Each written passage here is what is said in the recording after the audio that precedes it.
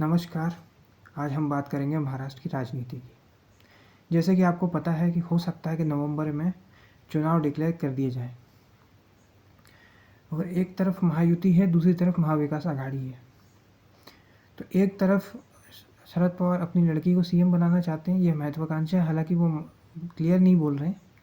चुनाव के बाद अगर अच्छी सीटें आईं तब वो बोलेंगे।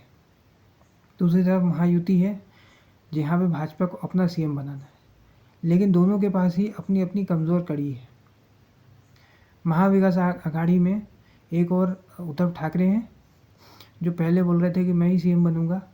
पहले स्टेटमेंट दिए थे कि शिवसेना का सीएम होगा, फिर स्टेटमेंट दिए कि जैसा शरद पवार और कांग्रेस तय करेगी वैसा होगा। और उससे पहले सबसे पहले ये भी बोल चुके हैं कि ज़रूरी नहीं है कि जिसकी सबसे ज़्यादा सीटें हों उसका सीएम बने। लेकिन अब कह रहे हैं कि कांग्रेस और शरद पवार जैसा तय करेंगे वैसा होगा। तो सीधे सीधे दिख रहा है कि इनको अब उतनी सीटें मिलनी नहीं है। और इनका जो मराठा वोटर था वो बहुत हद तक एकनाथ शिंदे ले चुके हैं, और बचा कुचा जो वोट है वो भी मनसे के पास जाने का अनुमान है। अगर वो सही कैंडिडेट उतारें और थोड़ा सा सही सीरियसली लड़ते हैं तो। अगर कोई बड़ा ब्लंडर नहीं किया उन्होंने तो ये हो सकता है कि मुंबई, नासिक, पुणे में राज ठाकरे का असर देखने को मिले। इसी तरह भाजपा भी चाहती है कि वो जीत जाए, लेकिन जितनी ज़्यादा सीटें अजीत पवार को दोगे, लोकसभा में तो सबने देख लिया है कि जितनी ज़्यादा सीटें आप दोगे उतना ही नुकसान होना है। तो कहीं पे न्यूज़ आ रही है कि 80 सीटों पे अजीत पवार की एनसीपी लड़ेगी, कहीं पे न्यूज़ आ रही है कि 60 सीटों पे लड़ेगी। अगर अजीत पवार को ज़्यादा से ज़्यादा सीटें दी गई तो ये अपनी नैया डुबोने का काम करेंगे महायुति की। मुझे जहाँ तक लगता है कि भाजपा शिवसेना को ही साथ में लड़ना चाहिए। अगर भाजपा कम से कम 150 या 160 170 सीटों पर लड़ेगी तभी वो अपना सीएम बना सकती है। और अगर एकनाथ शिंदे के साथ आप लड़ते हो या अजीत पवार के साथ लड़ते हो तो इसकी कोई गारंटी नहीं है ये आप ही के साथ रहेंगे। ये भी हो सकता है कि आपके साथ चुनाव लड़ें और फिर महाविकास आघाड़ी में चले जाएं, क्योंकि बेटर डील जहाँ पे लगेगी उनको वहाँ चले जाएंगे। और राजनीति में तो आप जानते हो कोई किसी का होता नहीं है। इसी तरह महाविकास आघाड़ी में भी कांग्रेस एनसीपी को ही साथ में लड़ना चाहिए, अन्यथा उद्धव ठाकरे अब इनकी पार्टी में कोई फ़ायदा करवाने वाले नहीं है, कोई एक्स्ट्रा वोट नहीं दिलवाने वाले।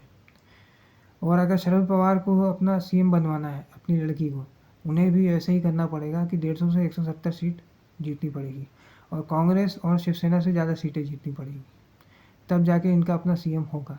इस चक्कर में कहीं ऐसा ना हो कि कांग्रेस और शिवसेना की ही सीटें कम करने के चक्कर में ये पावर में ही नहीं आए, क्योंकि शरद पवार राजनीति के बरमूडा ट्रायंगल है। वो क्या बोलते हैं वो कोई नहीं जानता। और ये भी होता है कि अगर वो कुछ और बोल रहे हैं 2 घंटे बाद उससे पलटी भी मार सकते हैं। अगर वो कहें कि मुंबई से पुणे जा रहे हैं तो लोग उल्टा ही मतलब निकालें तो वो सही होता है, क्योंकि कोई नहीं जानता कि शरद पवार कब कहाँ पे कि ऊँट किस करवट पर बैठता है, ये कोई नहीं जानता है। और वो कब किसके साथ चले जाएं कोई नहीं समझ सकता। 2014 में इन्होंने बिना शर्त के भाजपा को सपोर्ट दिया था। बाद में इन्होंने कहा कि हमने 5 साल बाद कि इन्होंने उस टाइम पे शिवसेना की इंसल्ट की थी। एक ब्लास्ट में इन्होंने कह दिया कि 12 जगह ब्लास्ट हुए थे, फिर इन्होंने कहा कि नहीं मैंने 11 जगह ब्लास्ट हुए थे लेकिन मैंने 12 बता दिया। तो ये कोई नहीं जानता कि ये कब किस बात पे पलटी मारे।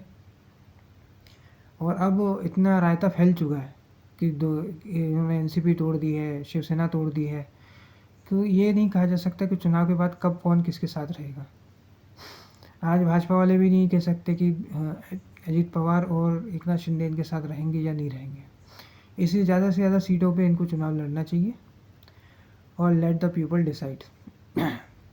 जनता किसके साथ है जनता ने देख ही लिया है। सिंधुदुर्ग में क्या हुआ है, कहीं पे पुतले गिर रहे हैं, कहीं पे अटल सेतु में क्रैक आ रहे हैं। तो ये मराठी मानुष के मुद्दे पे अब कैसे वोट मांगेंगे वो भी देखना होगा, क्योंकि छत्रपति शिवाजी महाराज की का स्टैचू ही गिर गया है। और गिरा है मतलब उसमें कुछ तो क्वालिटी मटेरियल ख़राब होगा तभी गिरा है। ऐसा थोड़ी हो सकता है कि जो स्टैचू बनाया गया है वो 8 महीने बाद ही गिर जाए। मान लीजिए कि अगर जब उसका इनॉग्रेशन हुआ था और उसके नीचे जब प्रधान सेवक खड़े थे तब गिर जाता तो क्या कैसा होता। इसलिए जल्दी जल्दी चीज़ें बनाने के चक्कर में चीज़ें ऐसी बिगड़ जाती हैं। और महाविकास आघाड़ी में भी ऐसी खबरें आई हैं कि किसी नेता ने दूसरे पार्टी के नेता में सेम एक ही गठबंधन में कह दिया है कि इनके साथ बैठने में हमें उल्टी आती है। तो अब ऐसी बातें अगर होंगी तो चुनाव से पहले ही पता चल रहा है कि कितना एकता है इनमें।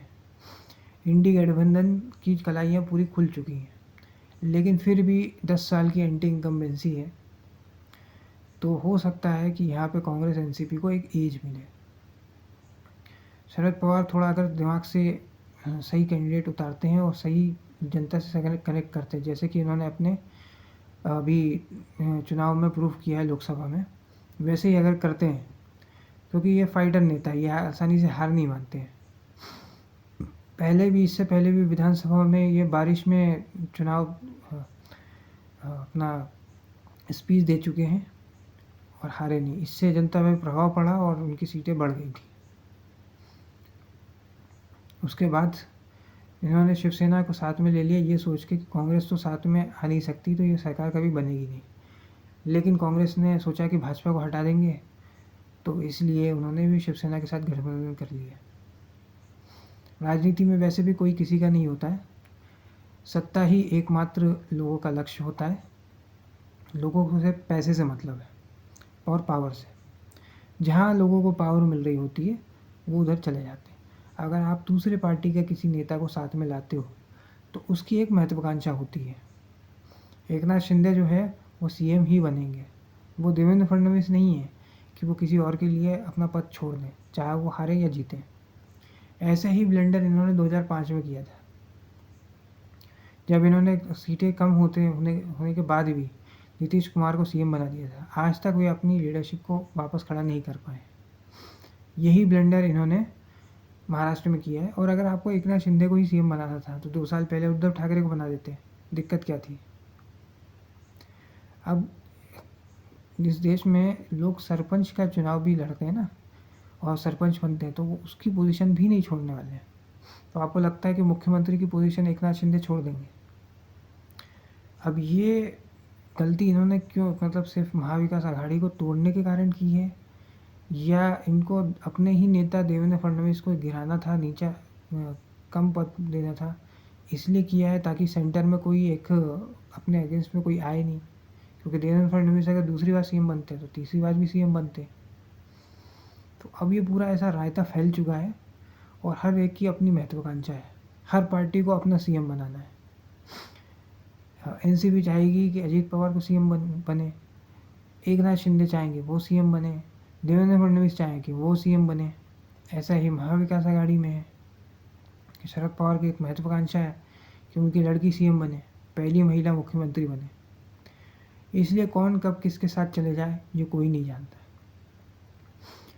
और इनका जो है कोई आइडियोलॉजी तो है नहीं, वैसे भी चुनाव में और पॉलिटिक्स में कोई आइडियोलॉजी होती नहीं है। जिसको जिससे सत्ता मिलती है, जैसे भी मिलती है, लोग उसकी ओर चले जाते हैं। ये भी बताया जाता है कि शिवसेना भी पहले वसंतराव पाटिल के साथ मिलकर कम्युनिस्टों को ख़त्म करने के काम कर चुकी है। सीधा गठबंधन नहीं किया था, लेकिन ऐसे कई आर्टिकल आपको मिल जाएंगे कि जहां वसंतराव पाटिल के साथ इन्होंने साथ मिलके कुछ कम्युनिस्टों को ख़त्म करने के काम किए।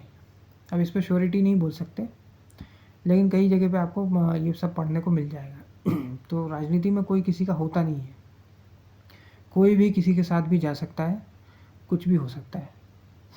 और महाराष्ट्र में की राजनीति तो अब ऐसे मोड़ पे आ चुकी है कि यहाँ कुछ भी हो रहा है।